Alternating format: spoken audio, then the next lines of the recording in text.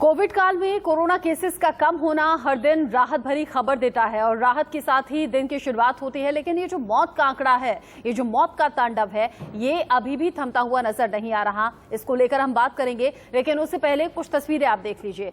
तस्वीरें, संक्रमण दर घटी है, जिससे डॉक्टर्स ने भी राहत की सांस ली है। स्वास्थ्य विभाग भी राहत महसूस कर रहा है। 24 घंटे में 1,65,000 से ज्यादा केसेस सामने आए हैं, लेकिन मौत का ग्राफ जो है वो कम होने का नाम नहीं ले रहा। आज भी करीब 3,500 मौत हुई है। 3,460 लोग जान गंवा चुके हैं सिर्फ और सिर्फ 24 घंटे में। अब सवाल वैक्सीन की किल्लत को लेकर भी बना हुआ है, क्योंकि कहा यह जा रहा है सभी एक्सपर्ट और डॉक्टर्स की तरफ से कि कोरोना में जो रामबाण है वो सिर्फ और सिर्फ वैक्सीन है। लेकिन आम इंसान पूछ रहा है वैक्सीन है नहीं तो वैक्सीन लगवाएं कहां से, कैसे हम कोरोना के खिलाफ खुद को बचा पाएं। ऐसे में गांव में भी दहशत का माहौल बना हुआ है, क्योंकि गांव गांव बुखार है, गांव गांव मौत भी हो रही है और गांव में सुविधाएं न होने की वजह से लोगों का हाल ज्यादा बुरा है।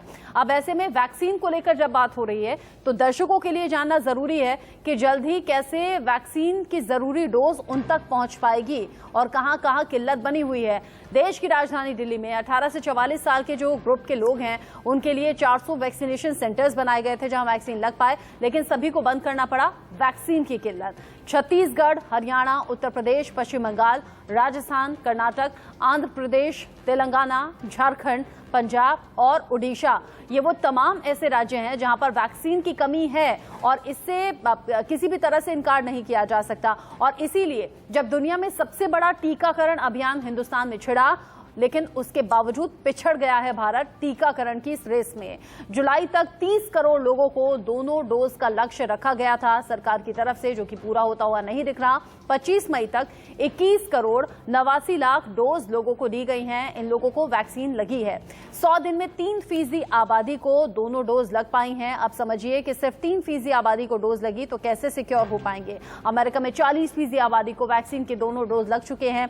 बाहरी देशों में तेजी से वैक्सीनेशन का काम शुरू हुआ, लेकिन दुनिया का सबसे बड़ा टीकाकरण अभियान छिड़ने के बावजूद हिंदुस्तान में हम टीकाकरण में पिछड़ गए हैं और वजह जो बताई जा रही है वो वैक्सीन की कमी। ऐसे में टीकाकरण में पिछड़ता हुआ हिंदुस्तान कैसे कोविड के खिलाफ इस जंग में जीतेगा। हमारे साथ डॉक्टर्स जुड़ गए हैं, हमारे साथ दो बड़े डॉक्टर्स जुड़ गए हैं। डॉक्टर गौरांग कृष्ण हमारे साथ हैं, सीनियर डर्मेटोलॉजिस्ट, और डॉक्टर MS झा HOD हैं हमारे साथ, urologist, Primus super speciality hospital से। आप दोनों का ही बहुत स्वागत है सर। डॉक्टर गौरांग कृष्ण, जो 24 घंटे के केसेस सामने आ रहे हैं उन्हें देखकर राहत तो महसूस होती है, लेकिन हर आम इंसान के जहन में एक ही सवाल है कि ये मौत का आंकड़ा कम कब होगा, ये जो मौतें हो रही हैं इससे राहत कब मिलेगी?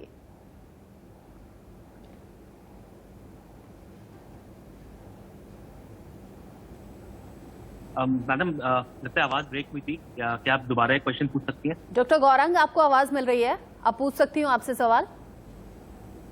जी डॉक्टर गौरांग, 24 घंटे में जो केसेस सामने आ रहे हैं हर दिन राहत महसूस होती है, क्योंकि तेजी से केसेस घटे हैं, लेकिन मौत के आंकड़ों का ना घटना, वजह आपको क्या समझ में आती है? देखिए, तेजी से केसेस तो घट रहे हैं, इसका रीजन यही है कि बहुत सारे लोग ऑलरेडी इन्फेक्ट हो गए हैं और अब लोगों में अवेयरनेस ज्यादा हुई है, थोड़ा सा प्रिकॉशंस बढ़े हैं, इसकी वजह से केसेस कम आ रहे हैं। लेकिन जो वायरुलेंस है, जो डिजीज की सिवियरिटी है, वो तो वही की वही है। और जो केसेस घटे हैं वो प्राइमरली पिछले 7 दिनों में घटे हैं, लेकिन जो कॉम्प्लिकेशंस आ रहे हैं वो पुराने पेशेंट्स में आ रहे हैं जिनको पहले कोविड हुआ था। वो तो नंबर्स वही के वही है और इसी की वजह से जो अनफॉर्चुनेटली जो डेथ रेट है वो भी इतना कम नहीं हुआ है, क्योंकि सारे फैक्टर्स जो कॉम्प्लिकेशंस थे वो वैसे ही थे। और अब आने वाले टाइम में जब ओवरऑल केस कम होंगे तो naturally number of complications, number of death भी कम होने की उम्मीद है। और बाहरी देशों में ऐसा ही हुआ है, केसेस घटे लेकिन उसके बाद जो मौत का आंकड़ा है उसे घटने में काफी दिन लगे, और जो अनुमान है वो यही हिंदुस्तान में भी लगाया जा रहा है कि कुछ वक्त लगेगा जब मौत का आंकड़ा घटेगा। डॉक्टर MS झा, मौत का आंकड़ा घटेगा इसका इंतजार हमें है, केसेस घट रहे हैं, ये राहत की बात है, लेकिन अगर हम फर्स्ट वेव को ध्यान में रखें, फर्स्ट वेव जब मैक्सिमम केसेस करीब 1 लाख थे, अभी सेकेंड वेव में हम उससे कहीं ज्यादा हैं। मतलब लोग रिलैक्स ना हो जाएं, लोग बेफिक्र ना हो जाएं कि केसेस घट रहे हैं, क्योंकि अभी भी पहली वेव से कहीं ज्यादा खतरनाक स्थिति में हम हैं। बिल्कुल सही बात आपने कहा है, क्योंकि केसेस घटने का ये मतलब बिल्कुल भी नहीं है कि हम रिलैक्स हो जाएं। और कई जगहों पे केसेस घटने का एक रीजन ये भी है कि लॉकडाउन में है मोस्ट ऑफ द स्टेट्स, और इस वजह से लोगों का इंटरेक्शन कम हो रहा है। लेकिन ग्रेजुअली जैसे जैसे अनलॉक होगा, लोग सारे बाहर निकलेंगे, तो वो पॉसिबिलिटी रहेगी कि केसेस फिर से दोबारा ना बढ़ने लगें। तो हमें प्रिकॉशंस जिस तरह रखना है वो सारे रूल्स फॉलो करने हैं, ये मानते हुए कि खतरा अभी भी वैसे ही बना हुआ है। जी ठीक है सर, बहुत से अहम सवाल आपसे पूछने हैं अभी, लेकिन इस बीच आप बने रहिएगा। कोरोना की दूसरी लहर में हफ्ते भर में 50% कम हो गए हैं केसेस, जो कि राहत की बात है। मौत का आंकड़ा अभी भी बना हुआ है, लेकिन इस कोविड काल में ब्लैक फंगस, व्हाइट फंगस जैसी गंभीर बीमारियां भी हमने पांव पसारते हुए देखी हैं और लगातार केसेस बढ़े हैं। महामारी भी घोषित हो गई है, लेकिन इस बीच आम लोगों के जहन में कई सवाल हैं। 2 एक्सपर्ट डॉक्टर्स हमारे साथ बने हुए हैं, उनसे हम बात कर रहे हैं। डॉक्टर गौरांग कृष्ण, इस बीच जब कोविड से रिकवर हो रहा है पेशेंट्स, तो ज्यादातर पेशेंट्स नहीं कहूंगी, लेकिन जो ये केसेस आ रहे हैं black fungus, white fungus, yellow fungus, in fungus के केसेस को आप कैसे देखते हैं? और एक स्टडी ये भी कहती है कि अगर खराब क्वालिटी का सैनिटाइजर इस्तेमाल कर लिया तो उससे भी ब्लैक फंगस जैसी स्थिति हो सकती है। अगर मास्क जो आप रोजाना लगाते हैं वो आपने साफ नहीं किया है, रोज धुला नहीं है या फिर रोज चेंज नहीं किया है, तो भी ब्लैक फंगस जैसी बीमारी हो सकती है। जी बिल्कुल, देखिए ये जो फंगस है ये हमेशा से हमारे आसपास यूबिक्विटस फंगस है, चारों तरफ होते हैं। और इसका इन्फेक्शन पहले होता था इम्यूनो कॉम्प्रोमाइज, जिनकी इम्यूनिटी कम है, जिन लोगों की, उनमें ये इन्फेक्शन होता था।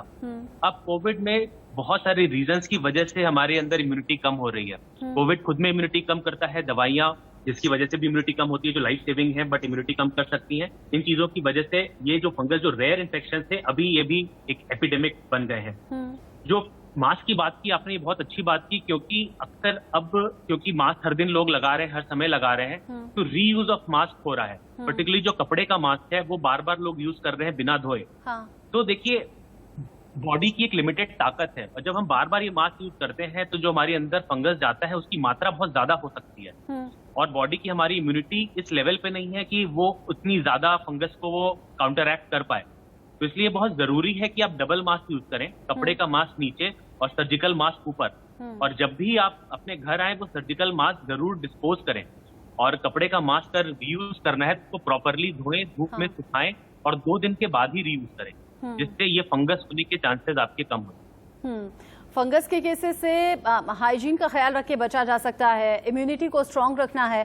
डॉक्टर MS झा, ऐसे कई केसेस सामने आए जिसमें सीवियर कंडीशन में पेशेंट पहुंच गया लेकिन फिर भी रिकवर कर गया, लेकिन कुछ पेशेंट्स ऐसे भी रहे जिनमें 2 से 3 दिन हुए थे कोरोना, ये मालूम हुए कि कोरोना पॉजिटिव हैं, लेकिन उनकी डेथ हो गई।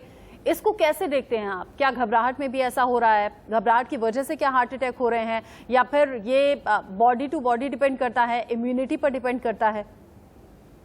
ये मल्टीफैक्टोरियल है, क्योंकि कोरोना के बारे में जैसे जैसे समय बीत रहा, हमारी जानकारी बढ़ते जा रही है। तो ये बहुत सारे ऑर्गन्स को एक साथ ही इन्वॉल्व करता है। सबसे पहले लंग इन्वॉल्वमेंट सामने आता है, इसलिए लोग ऑक्सीजन सैचुरेशन से परेशान होते हैं, सांस लेने में तकलीफ होती है। बट कुछ लोगों में ये मल्टी ऑर्गन इन्वॉल्वमेंट करता है, किडनीज, लिवर, हार्ट, सबका। और हार्ट का इन्वॉल्वमेंट कई केसेस में जो सडन डेथ करके होते हैं या बहुत सडनली डिटोरेट करते हैं, उसमें हार्ट मसल का इन्फ्लेमेशन हो जाता है, जिसको मायोकार्डाइटिस बोलते हैं। उससे हार्ट की रिदम गड़बड़ होती है और सडन कार्डियक अरेस्ट होने का खतरा बढ़ जाता है।